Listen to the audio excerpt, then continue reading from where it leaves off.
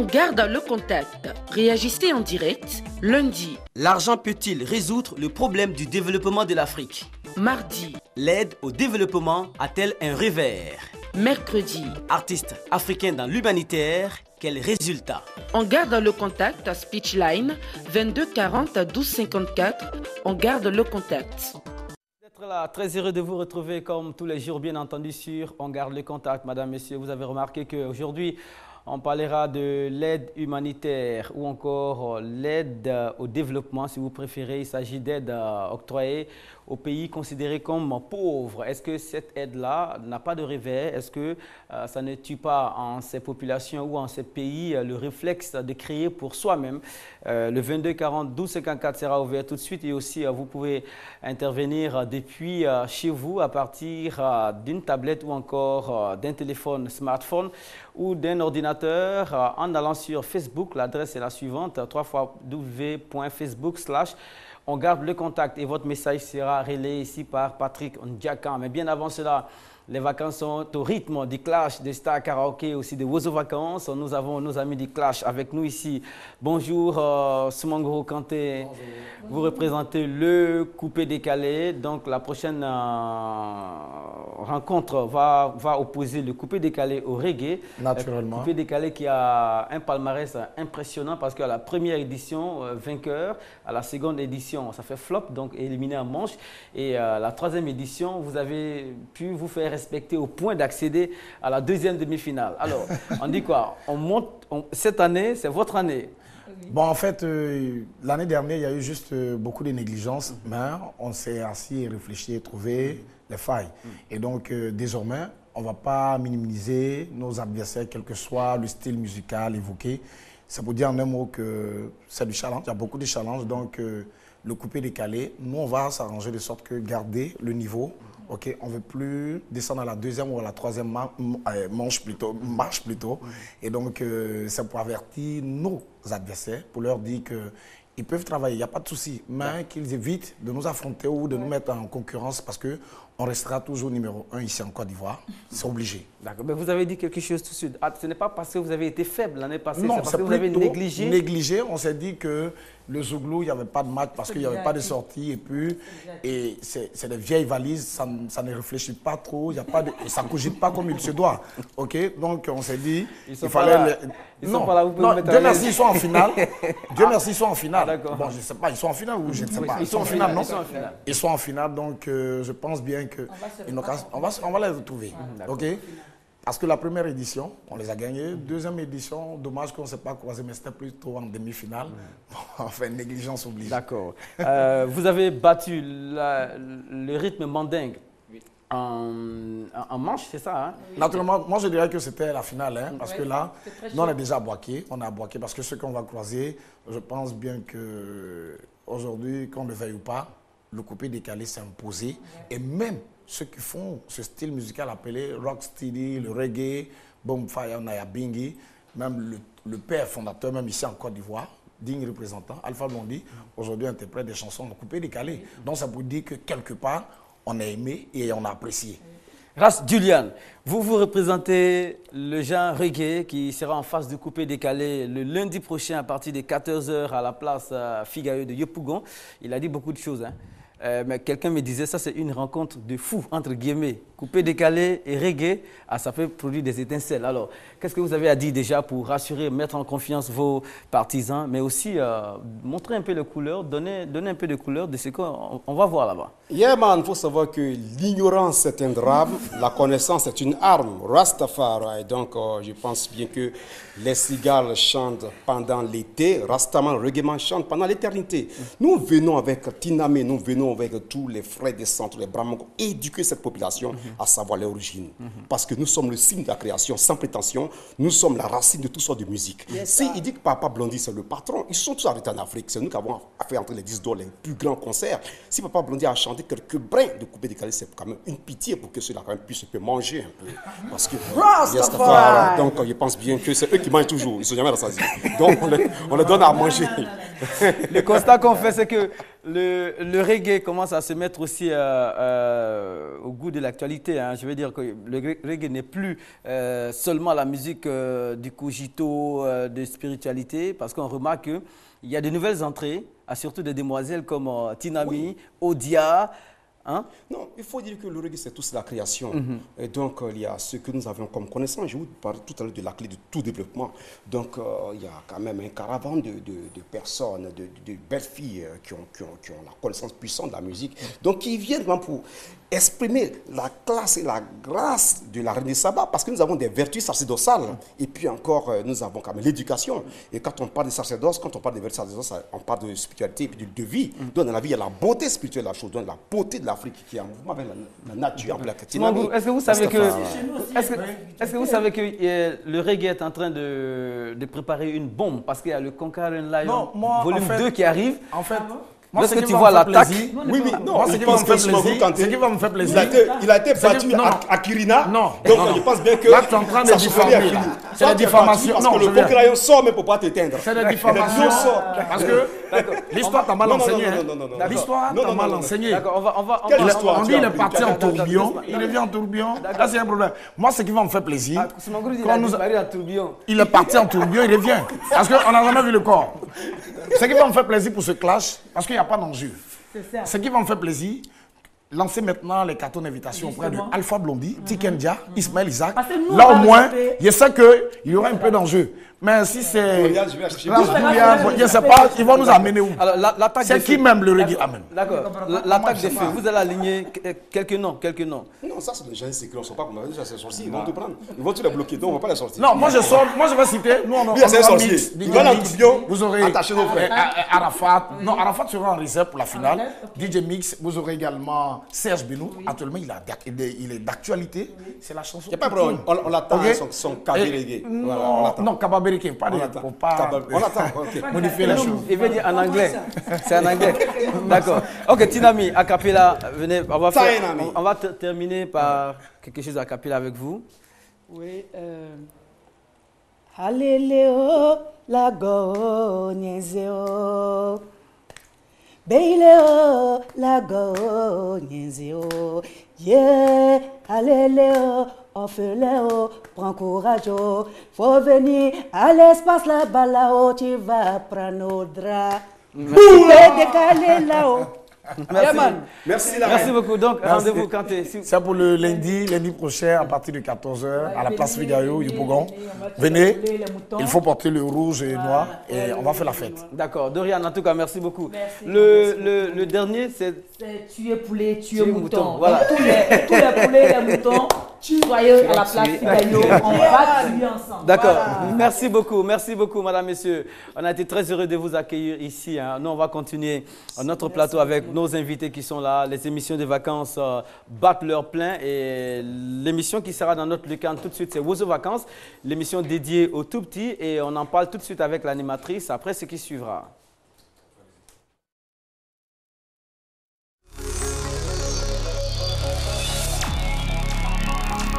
Wozo Vacances, la deuxième manche se prépare. Ça sera pour demain à partir de 14h du côté des Doraville. C'est à la Riviera et je pense que la première manche a soulevé des vagues et les enfants, les parents et les téléspectateurs en ont eu pour leur compte. Naomi prépare toujours quelque chose de délicieux pour vous. Elle sera en ligne avec nous si tout se passe dans les meilleures conditions.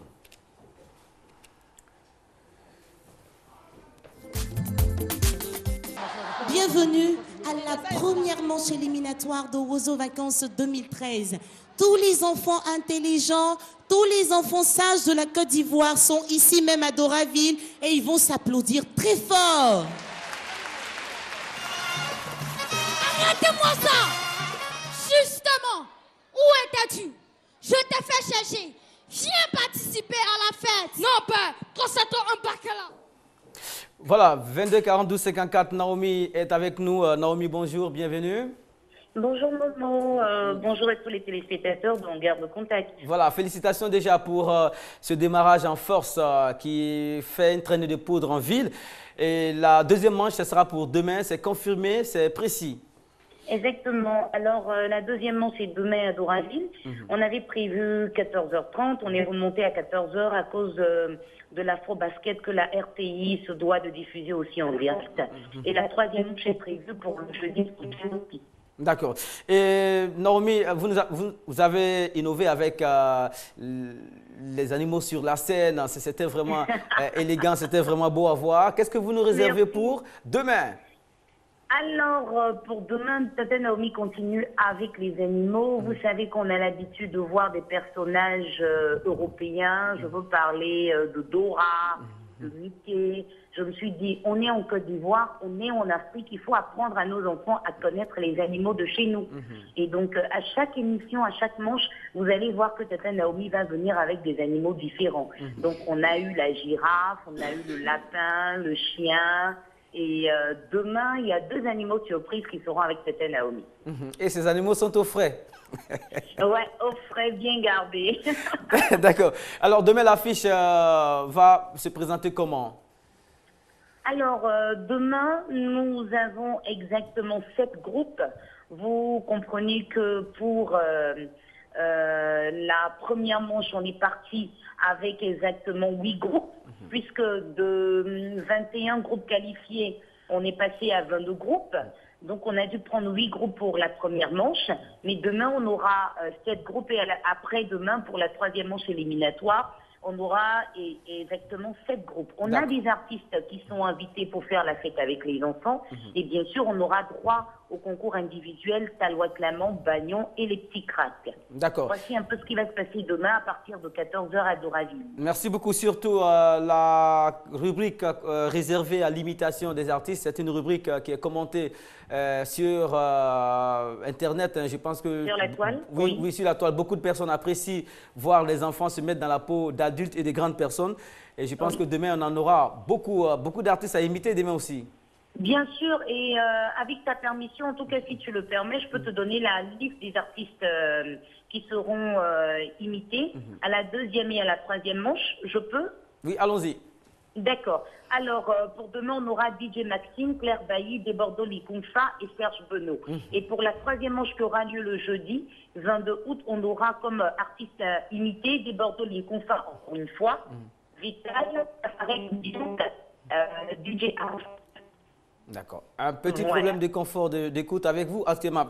Alors, on s'inquiétait aussi pour le calendrier. Est-ce que ça peut rentrer dans le temps restant pour les vacances, Naomi? Oh, tonton Momo, ne t'inquiète surtout pas. Alors, je vous redonne les dates parce que quand on a fait l'émission, on a essayé de donner le programme avec vous. C'était le 10-11. Alors, la troisième manche aura lieu le jeudi 22 août.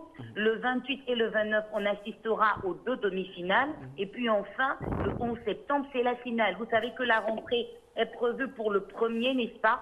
Pardon, le 16 septembre. Donc nous, on finit avant la rentrée. On fait la finale le 11 septembre. Merci beaucoup, Naomi. Et on vous suivra demain avec beaucoup d'intérêt. Et puis n'oubliez pas, tonton Momo, Wozo, Wozo, amusons-nous, Wozo, c'est Wozo.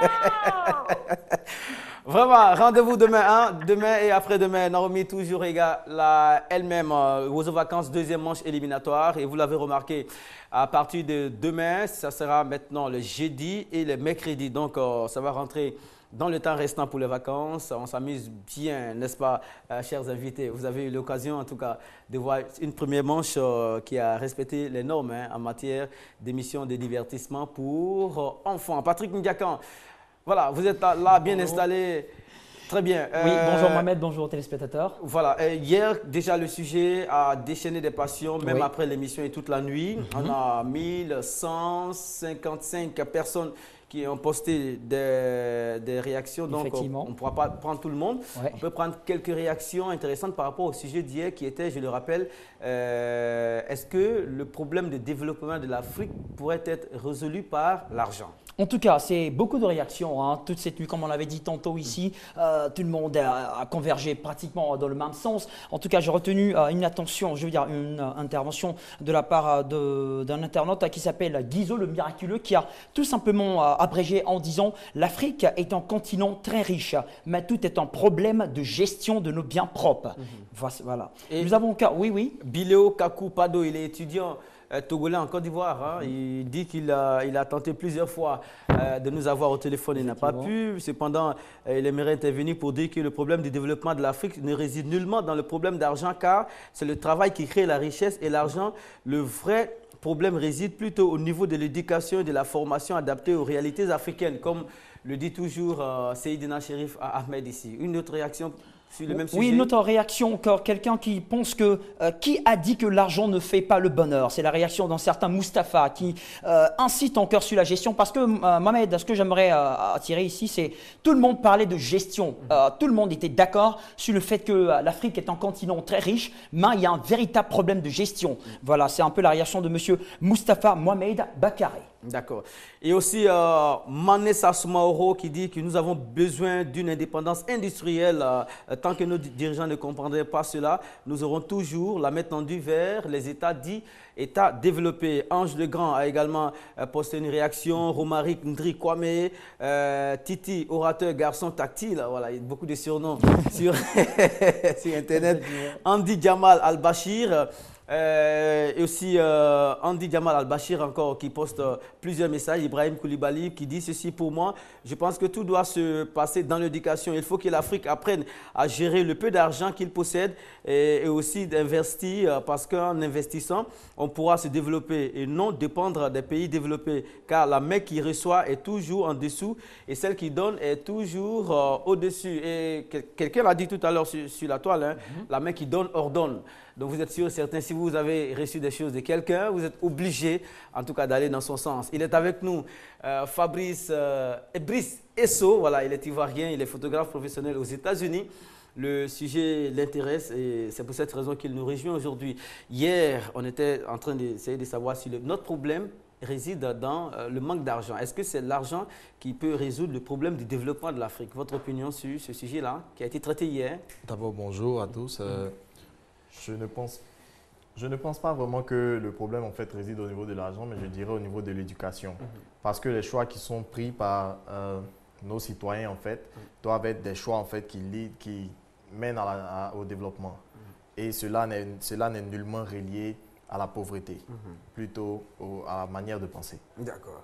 D'accord. La manière de penser, comme la réaction d'un intervenant des États de New York hier et aussi de Londres. Chacun dit qu'il faut plutôt agir sur la formation, les mentalités et l'éducation. Patrick? Oui, voici quelqu'un aussi qui partage le même point de vue. En tout cas, c'est une coïncidence. Il s'appelle Romaric Ndri Kwame qui nous dit: n'a-t-on jamais entendu que l'argent est un bon serviteur, mais un mauvais maître? Il va un peu dans le même sens que notre invité du jour. Et encore une autre réaction très intéressante. Voici, il s'appelle Brice Bellem. L'argent, l'Afrique et l'argent, il est tout simplement utilisé. Il faudrait un changement de mentalité. L'éducation de nos valeurs culturelles doit être une priorité dès le bas âge. Une fois ces valeurs enracinées, nos frères qui partent à la conquête du savoir en Occident ne seront plus complexés. L'argent ne sert qu'à mettre en pratique des idées bien pensées et bien ficelées. Merci Patrick Ndiaka. Tout à l'heure, on aura l'occasion de décapsuler le sujet du jour, hein, l'aide au développement. Est-ce que cette aide-là qui fait beaucoup de bien à beaucoup de citoyens, à beaucoup de pays, à beaucoup de populations dans le besoin, est-ce que ça n'a pas de revers? Est-ce que c'est seulement… tout est lisse avec cette aide-là? Voilà, ça sera l'interrogation aujourd'hui. Mais avant cela, on passe à la pensée de Franck Armel Niaoré qui trouve que l'argent, l'Afrique en a déjà suffisamment au point de pouvoir nourrir toute la planète. Mais le problème, c'est un paradoxe, hein, la faim. C'est en Afrique que la faim tue. C'est aussi en Afrique que la pauvreté amène la population à s'adonner à des pratiques peu recommandables. On se revoit tout de suite, madame, messieurs, avec Seydina Chérif Ahmed qui est avec nous, le président fondateur de l'Institut des civilisations noires. Président fondateur, ça, on en parlera un de ces quatre.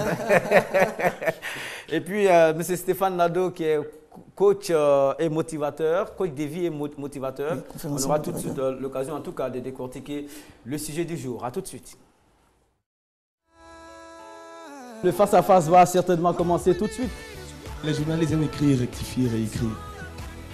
Si vous plaignez de moi, ça veut dire que vous plaignez du Seigneur qui m'a amené. Lewis Parker qui est à la fois animateur et certainement en ligne avec nous. Claire, bonjour. sont sur Mars et Jupiter, ils ne savent même pas quel est le nom de leur grand. On peut même dire ici en Côte d'Ivoire, même on ne révèle pas tout. L'État brut, il a essayé parce que... N'oublions pas quelque chose aussi, on a traversé 10 ans où c'était chaud.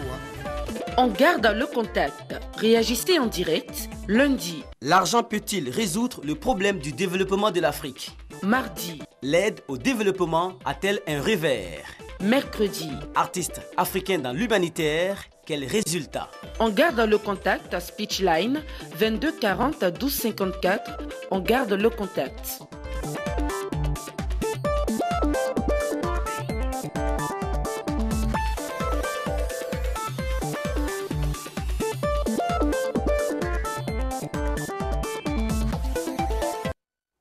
Les dons que les Européens font aux pays africains, en somme, ne sont pas mauvais. Seulement, c'est que les responsables, ces dirigeants de pays africains, quand ils prennent ces dons-là, ils en font une propriété privée.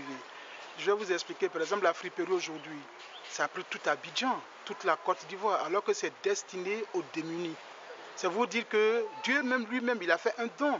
Sur le don qu'il a fait, c'est quoi? Son fils qu'il a donné afin que l'humanité soit sauvée.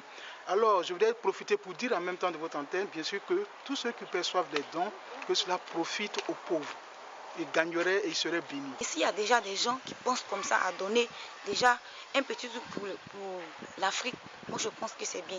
Le temps que tu vas avoir de l'argent pour acheter les médicaments, s'il y a déjà un petit truc pour te remonter, c'est bon. Tout ça très bon parce que nous avons besoin des moyens, les jeunes africains, nous avons besoin des moyens pour pouvoir investir, pour pouvoir faire quelque chose de notre vie, pour pouvoir satisfaire nos vies de demain. Mais comme nous n'avons pas ces moyens, qui est à venir nous financer? Moi, c'est normal, c'est quand même acceptable. C'est une grande générosité qu'ils ont envers nous. Le temps que les Européens font, moi je pense que c'est pas bon. Parce que... Voilà, 22 42 54, dans seulement quelques instants, vous pourrez nous appeler et réagir au sujet. Pour ceux qui appellent de l'extérieur de la Côte d'Ivoire, vous précédez ce numéro du plus 225 qui est l'indicatif de la Côte d'Ivoire. Mais avant tout cela, on va s'arranger à donner des clés aux uns aux autres pour éviter d'avoir le portefeuille vide. Parce que c'est le portefeuille vide qui fait qu'on aspire à des dons. On aspire à des dons et aussi à des aides, c'est ça. Stéphane Nadeau est avec nous pour cela. Stéphane, rebonjour. Bonjour. Vous avez 5 remèdes d'abord pour tout commencer, 5 remèdes pour éviter d'avoir un portefeuille vide. Tout à fait. Alors, salutations distinguées à tous les téléspectateurs. Et puis dire que c'est un sujet duquel on ne peut parler avec une voix fluette. Il faut vraiment s'investir pleinement. On apprécie les différentes remarques. J'ai l'impression que les téléspectateurs vont un peu plus loin que l'évolution des sujets, puisque hier, il était question de savoir si l'argent pouvait aider les Africains que nous sommes, bien entendu, en tant que serviteurs. L'argent peut nous aider à mettre sur pied les politiques éducationnelles que nous avons pour que nous puissions nous autonomiser.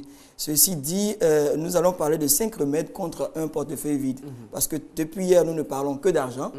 Et surtout qu'il faut reconnaître que nous sommes dans une situation où malheureusement, le plus pauvre du monde se trouve être un Africain. C'est dommage. Et puis, on constate malheureusement aussi que plus l'Europe ou le reste du monde s'enrichit, beaucoup plus aussi l'Afrique s'appauvrit. Alors donc il faut bien entendu trouver une capsule qui pourrait aider les uns les autres à s'en sortir. Et de but en blanc comme ça, comme premier remède, nous proposons ce qu'on appelle le millionnaire mind. Tu m'as surpris une fois en train de chanter « I've got a millionaire mind ». Voilà. En fait, le millionnaire mind, avoir et développer le millionnaire mind, c'est quoi? Développer le millionnaire mind, c'est tout simplement développer une mentalité, d'accord, qui pourra comme un aimant attirer effectivement l'argent. Vous savez que tout prend naissance dans l'esprit de l'homme. Le manque prend naissance dans l'esprit de l'homme, la pauvreté prend naissance dans l'esprit de l'homme, la faim prend naissance dans l'esprit de l'homme. Tout est créé 2 fois, déjà sur le plan mental et sur le plan physique. Justement, ce studio dans lequel nous sommes a été créé dans l'esprit du concepteur avant d'être transcrit, comme on le voit, sur le plan matériel. Donc, il faudrait que les Africains, dans un premier temps, commencent par se voir riches, par se penser riches, parce que les choses commencent d'abord à l'esprit et après sont répercutées dans le physique. Il faut que l'Africain puisse se dire qu'il ne se voit pas en fonction des circonstances de sa vie. Il y a une différence entre la réalité et la vérité. La réalité, c'est ce que nos yeux voient. La vérité, c'est ce qu'on croit. Et si nous croyons que nous sommes pauvres, c'est malheureux qu'il y ait 27 PPTE et parmi les 27 PPTE, il y ait 25 pays africains. Donc, commencer à changer sa mentalité, comme on a dit, commencer à se croire que c'est possible. Et deuxième élément, c'est ce que j'ai appelé la loi de Wilfried Pareto, la loi de 80-20. Vous avez des tableaux? Oui, alors ça, c'est pratiquement concernant le premier élément, avoir le millionnaire mind, donc réaliser qu'il faut développer sa mentalité. Et le deuxième élément, c'est faire grossir son portefeuille. Pour pouvoir ne pas avoir un portefeuille vide, il faut apprendre à le faire grossir. Et pour le faire grossir, il y a ce qu'on appelle la loi de Pareto, qui est la loi 80-20. 80-20, on dit 80% de nos besoins nécessaires, 20% pour l'épargne et l'investissement. Ça veut dire que dans ce qu'on gagne, il est important de pouvoir mettre de côté 20% qui vont servir à l'épargne ou à l'investissement. Ce n'est un secret pour personne que pour pouvoir prospérer et réussir, il est important d'épargner. D'ailleurs, parmi les critères de développement d'un pays se trouve l'épargne nationale. Donc, si on veut se développer sur le plan personnel ou sur le plan étatique, il est important d'apprendre à épargner. Il est aussi important d'apprendre à investir. Dans ce deuxième point, il y a le troisième, le quatrième en fait, parce que il va falloir budgétiser ses dépenses. On a dit le premier remède, avoir un millionnaire mind ou développer cela. Le deuxième remède, grossir son portefeuille qui comprend les troisième et quatrième remèdes qui sont par exemple contrôler ses dépenses, investir et épargner. D'accord? Il est temps que l'Africain ne soit pas de celui qui est tout le temps dans les anniversaires, parrain de toutes les cérémonies. On a l'habitude en Afrique de développer ce qu'on appelle le parasitisme ou des prisons familiales, où c'est lui seul qui doit dépenser pour tout le monde. Et en fin de compte, il n'est plus capable d'épargner. Le parrain attitré. Et voilà, tout à fait. Le parrain attitré, tous les comités du quartier, c'est lui qui s'en occupe. Donc il faut apprendre à épargner et à vaincre ce qu'on appelle le parasitisme. Et le cinquième point, c'est développer ce qu'on appelle l'ABC financier. Là, je l'ai mis juste en bas, comme ça, avec cette image d'un enfant avec son père à qui on montre comment est-ce que la vie évolue et comment est-ce qu'on peut développer financièrement son portefeuille. Nous avons des programmes, comme tu le sais, pour cette option, c'est-à-dire apprendre à développer les actifs et puis à ne plus être dans les passifs. Il y a une façon d'être riche. Il faut avoir plus d'actifs et moins de passifs. Les actifs, c'est avoir des créances, de l'argent qui entre dans le portefeuille, dans l'escarcelle. Et le passif, c'est tout ce que nous avons comme argent qui sort.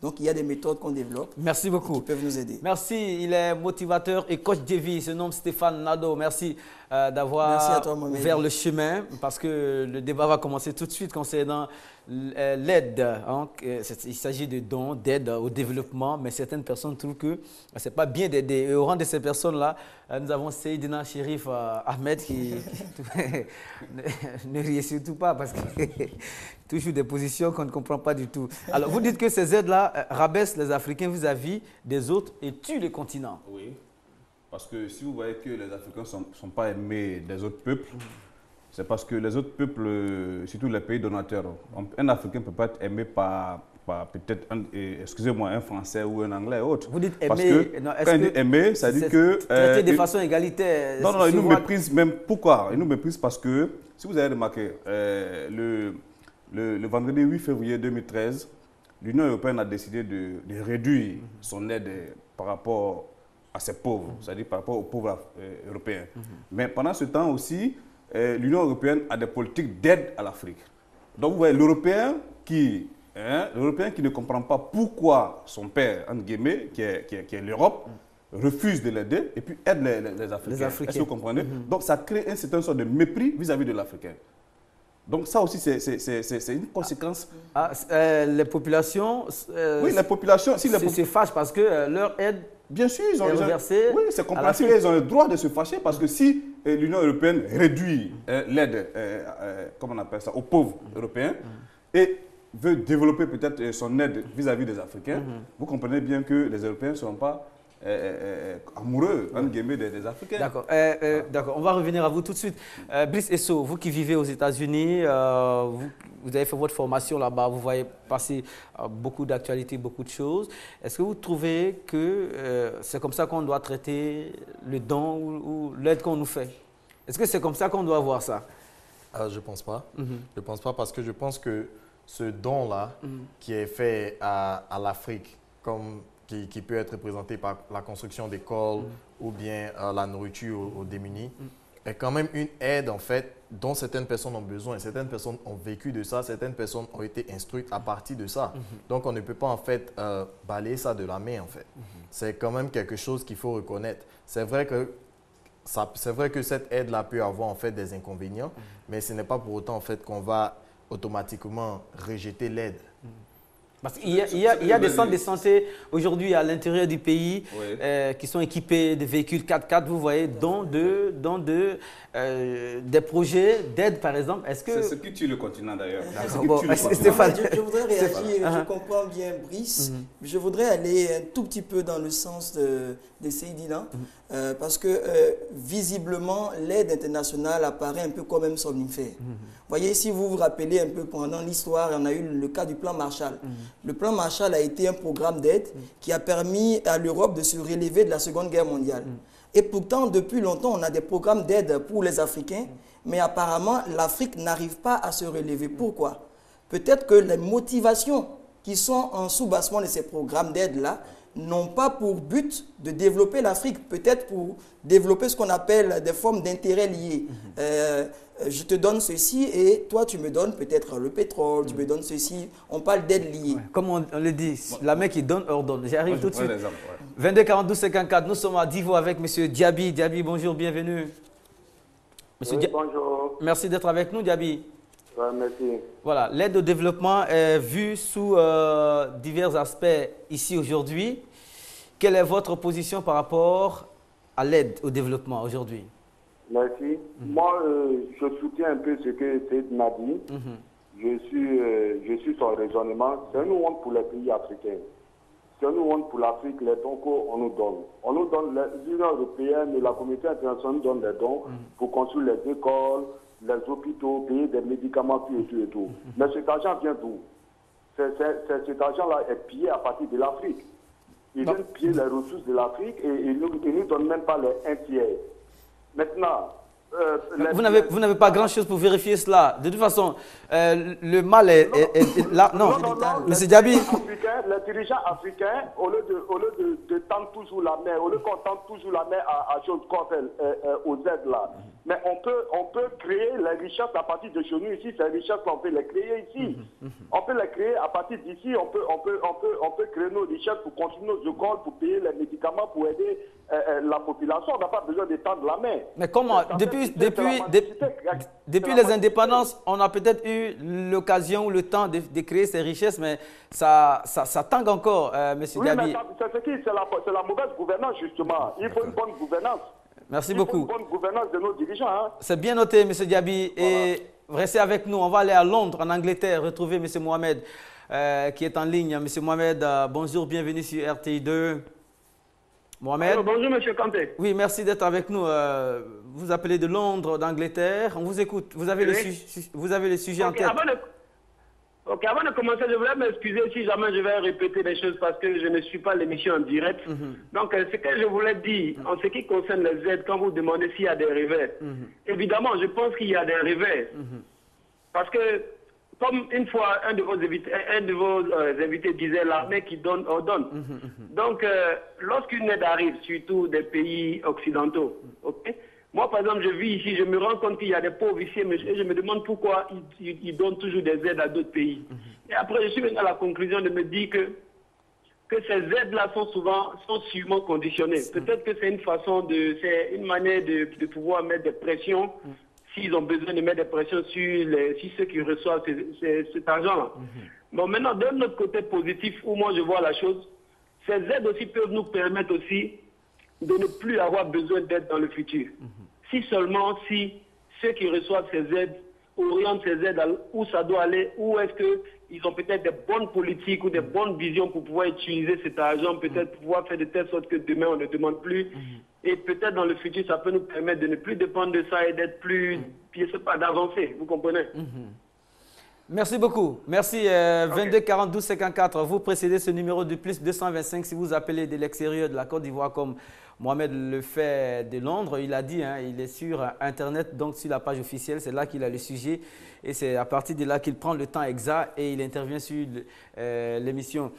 Tout à l'heure, on ira avec Patrick sur la toile, mais Brice n'a pas totalement tort, madame, monsieur, parce que l'aide, je vais dire, permet en tout cas de soulager des peines, de soulager des douleurs, de soulager des maux que nous ne soupçonnons pas lorsqu'on est en capitale, ici en studio par exemple. Alors, lorsque vous traversez le pays profond, vous allez à l'intérieur, en dehors des capitales africaines, vous allez remercier ceux qui ont fait ces dons-là. Je suis d'accord avec cette analyse, mais ce que nous, ce sur quoi nous mettons l'emphase, c'est que c'est tout à fait normal. Hein, quand quelqu'un est dans le besoin, il prend tout ce qu'on lui donne. Mais les choses ne devraient pas être ainsi. C'est ce que nous sommes en train de dire. Parce que je vais faire la remarque en parlant du plan Marshall tout à l'heure. En principe, l'aide est un instrument d'humanisation, de fraternisation, mais il semble de plus en plus que ces formes d'aide qui viennent en Afrique sont orientées dans une optique particulière, dictée par celui qui donne l'aide. Et là, ça pose problème. C'est un président qui disait les nations européennes n'ont pas d'amis, elles n'ont que des intérêts. Ça veut dire qu'on peut subventionner quelque chose dans l'esprit d'avoir une forme de mainmise sur certains projets qui nous appartiennent en propre. Donc du coup, c'est difficile. Nous, on parle de développement. On ne peut pas se développer si on peut juste simplement manger et puis dormir. D'accord.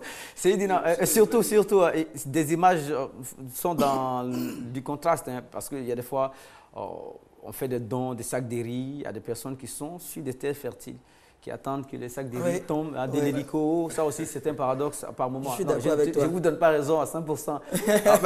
Mais vous allez très loin. Vous dites par exemple que l'aide là est à la base aussi de la déformation de certaines lois qui ne sont pas en conformité avec nos pratiques. Par exemple, vous dites que le Premier ministre britannique qui a déclaré en décembre 2011 que le Royaume-Uni va couper l'aide aux pays africains qui seraient contre l'homosexualité, par exemple. Bien sûr, bien sûr. C'est-à-dire que ce sont des aides, ce sont des missiles. C'est des trucs pour détruire l'Afrique. Moi, je prends un exemple très simple. C'est pas fort. Si, c'est des trucs qui sont faits ça ne soulage personne. Ça ne soulage personne parce qu'on ne nous aide pas en réalité. On ne nous aide même pas du tout. On nous détruit. Vous voyez, un homme, c'est quoi? Un homme, c'est sa culture, c'est sa tradition. Est-ce que vous comprenez? Quand quelqu'un te dit, je vais t'aider, non seulement le fait de t'aider, il touche un peu à ta dignité, à ta liberté. En touchant ta dignité, à ta liberté, il te conditionne.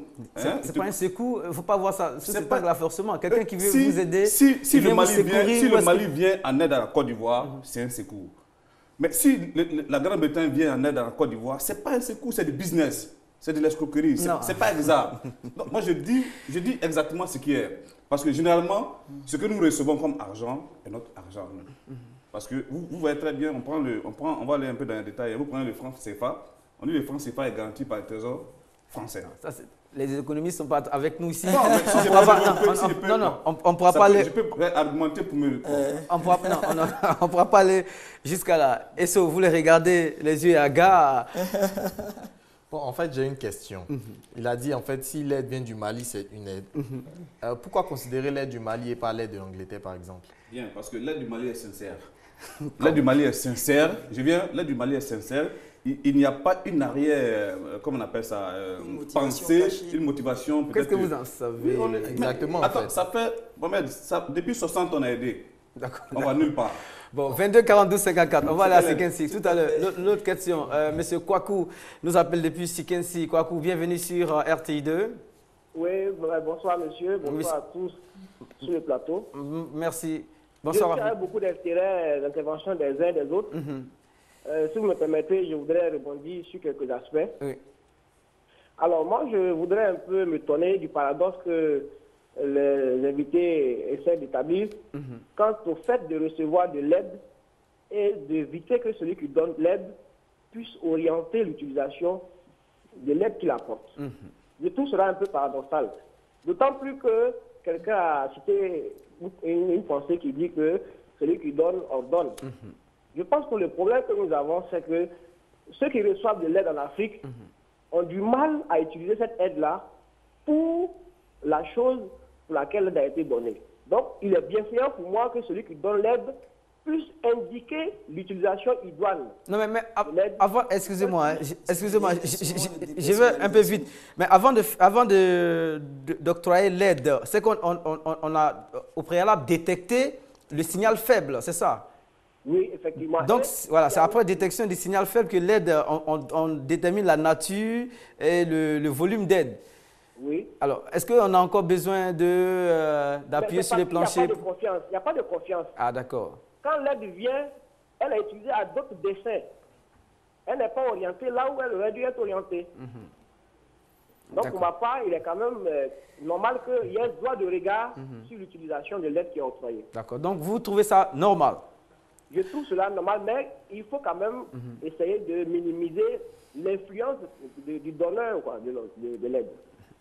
Du donateur, d'accord. Ok, du donateur. Patrick, nous allons sur la toile et tout de suite, on va s'intéresser aux réactions de... D'accord. Stéphane, vous voulez... Oui, parce que quelque part, comme on s'est esclaffé tout à l'heure, c'est une forme de dépersonnalisation. Je veux dire, tu veux m'aider. Et tu m'aides en fonction de ma façon de voir comment je voudrais que tu m'aides.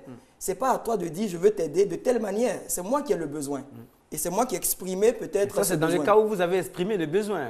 Oui, maintenant dans le cas où je n'ai pas exprimé de besoin. Et qu'on a détecté un signal faible chez vous. Un signal faible chez moi, peu importe. La question que nous sommes en train de toucher et que nous touchons du doigt, c'est que justement quand quelqu'un veut t'aider, qu'il te donne, parce qu'il a détecté un signal faible chez toi, en temps normal, il te fait confiance pour la gestion du sujet en question.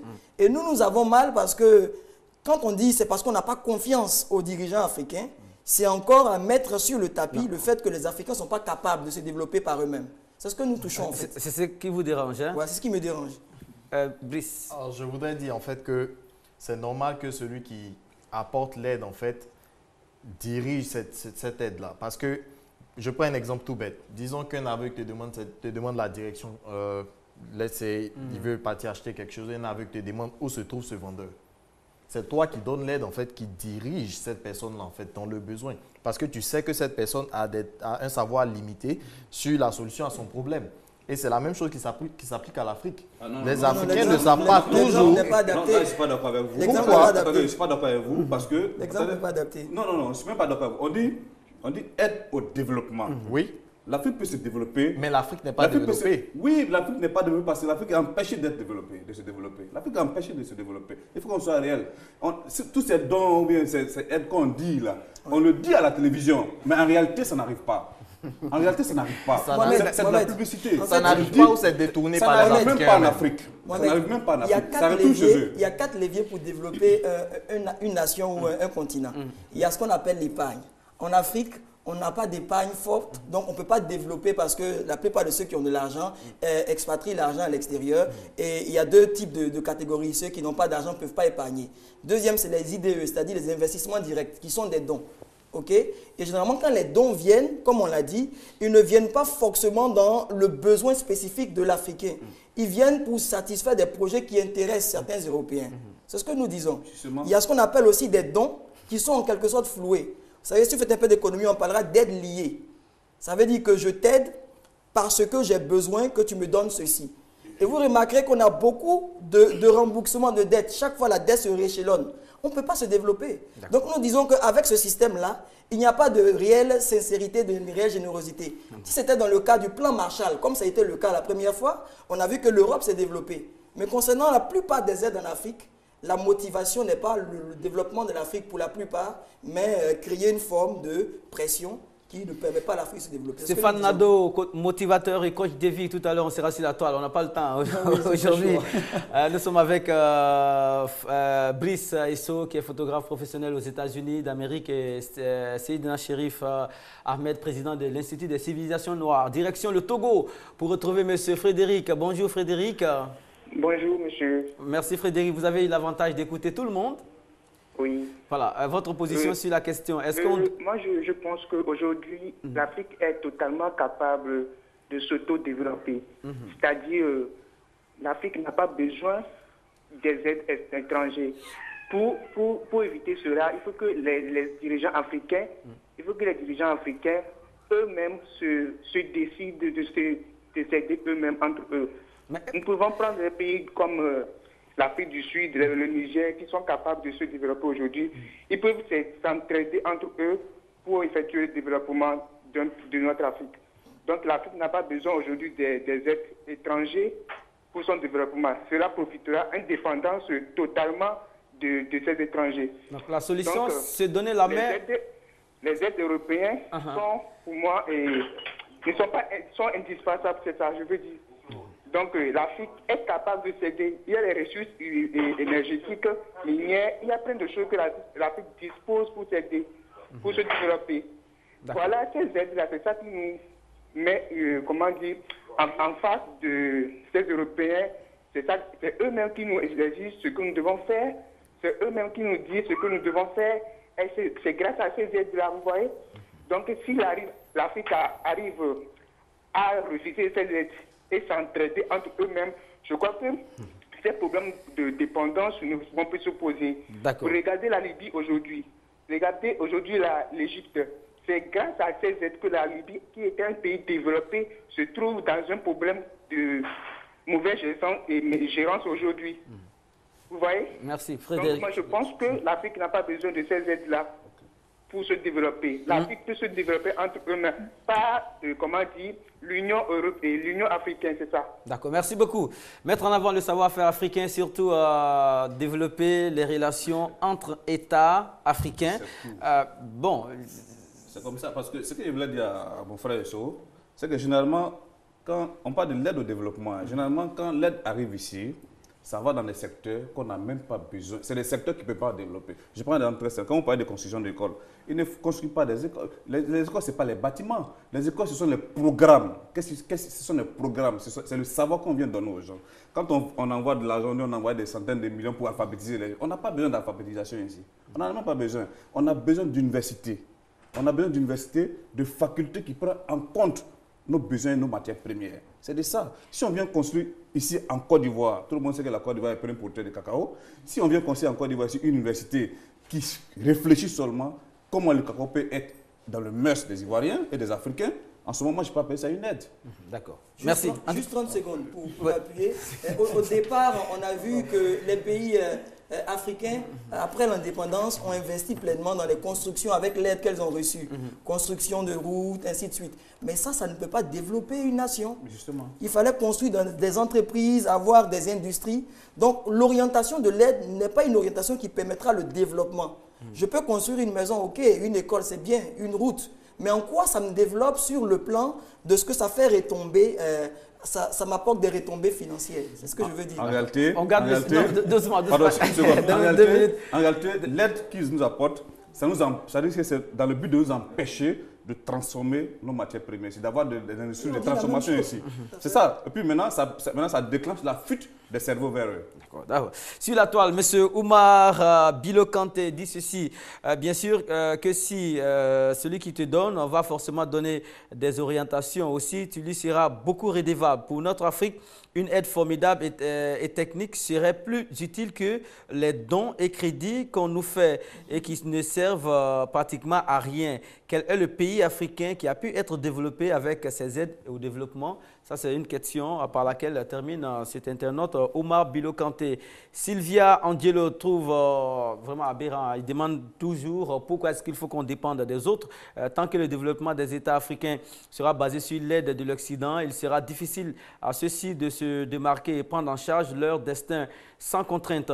Nous avons nos ressources propres, nos richesses et nos valeurs qui, utilisées à bon escient et convenablement, peuvent nous permettre de maîtriser tous les contours de notre développement. Toujours être là à tendre la main et à commander, c'est souvent vraiment compliqué à comprendre et difficile pour le décollage des activités économiques ici en Afrique. Patrick, un tour sur la toile et après on va s'intéresser à la conclusion et aussi à la dernière rubrique. En tout cas, c'est vraiment très chaud sur la toile en ce moment, Mohamed. Nous avons la réaction de Ange Gabriel qui nous dit il est tout à fait d'accord avec M. Seydina en disant que tout est une question de business et de profit et personne ne peut donner un investissement gratuitement à un autre État. La réaction de M. Mohamed Sissoko qui est assez positive. Il nous dit que oui, dans la mesure où cette aide est parfois utilisée comme moyen de pression du donateur envers le receveur. Par contre, ce revers peut être géré positivement au profit du receveur s'il sait enfin dépasser cette aide. Voici encore une autre réaction très intéressante de la part de M. Moustapha Mohamed Bakare qui nous dit « Le développement de l'Afrique passe forcément par l'émergence des mentalités dans tous les domaines.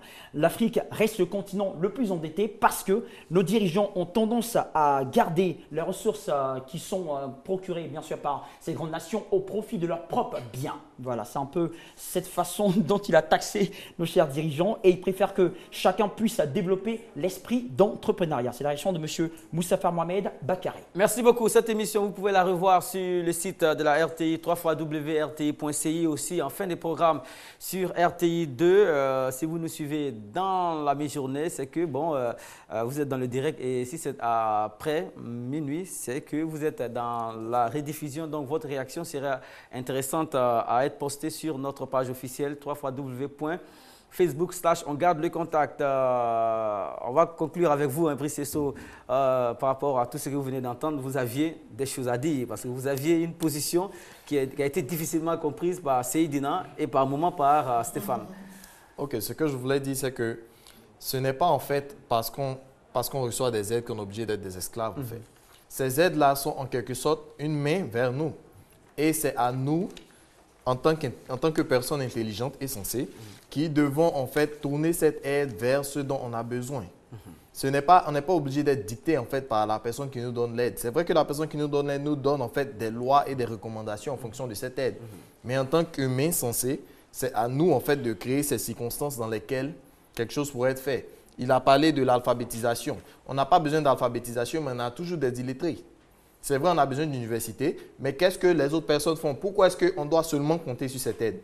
Ces aides-là en fait, ont de bons côtés et de mauvais côtés. Je suis d'accord avec ça. Mais on ne peut pas que compter sur les aides pour être développé. Là, je suis désolé parce que nous sommes en fait un pays sous-développé. Et si on dit qu'on veut être en fait développé, on veut être un pays émergent, ça sera à nous de le faire. Mais on ne peut pas compter sur ces aides-là. Parce que nous sommes déjà conscients que ces aides-là ne sont pas là pour qu'on puisse concurrencer en fait les tenants du jeu. Brice Sesso, il est ivoirien, il vit aux États-Unis, il est photographe professionnel là-bas. Il travaille avec des magazines spécialisés dans la photographie. On a été très heureux de voir un reportage vous concernant ici, surtout lorsqu'on a su que Vogue, un magazine aussi sélectif, s'intéresse à vos activités. Merci beaucoup d'avoir accepté notre invitation. Votre regard nous a intéressés parce qu'il s'agit d'un regard extérieur, entre guillemets, parce que de loin, vous avez un grand angle d'observation sur l'Afrique et son évolution. Voilà. Communiqué très important, Couleur Vacances, c'est l'émission des vacances de RTI 2. Les artistes pour le bal, pour la commune de Yopougon. La liste des artistes, ça sera donc le samedi 24 août à Figayou. La liste se compose de Billy Billy, champion en titre, Lago Paulin, Claire Bailly, Serge Beno, les Marabouts, Mamis, Ahmed Faras, les Wallo Clown. Je reprends ce communiqué très important pour vous. Les artistes concernés par le bal de l'étape de Yopougon de Couleur Vacances, émission de vacances de RTI 2. La liste se compose de Billy Billy, champion en titre, Lago Paulin, Claire Bailly, Serge Beno, les Marabouts, Mamis, Ahmed Faras, les Wallo Clown. Il faut voir le bal de ces quatre. Seydina, il faut voir le bal de Couleur Vacances RTI 2. Il n'y a rien à perdre à être là-bas. Donc samedi 24, on prend rendez-vous, je vous attends à la place Figayou. La transition est toute trouvée pour nous intéresser à l'autre rubrique qui concerne le savoir-faire africain. Le lundi dernier, nous avons parlé de Philippe Imigwale, le père d'Internet. Et hier, on a parlé de la découverte de l'Amérique par des Noirs, bien avant Christophe Colomb. Vous le saviez, Brice?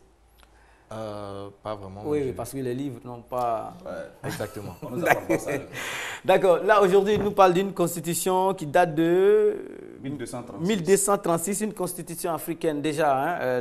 Les Africains s'étaient déjà assis pour voir comment réguler ou comment organiser le fonctionnement des masses. Alors, ça s'appelait le Kourkafunga. Le Kourkafunga, c'est en malinké. En malinké. C'est-à-dire que Ça veut dire que l'origine du concept des droits de l'homme est africaine. Voilà. D'accord. On entend dire par-ci et là que l'Africain est barbare, l'Africain est sauvage.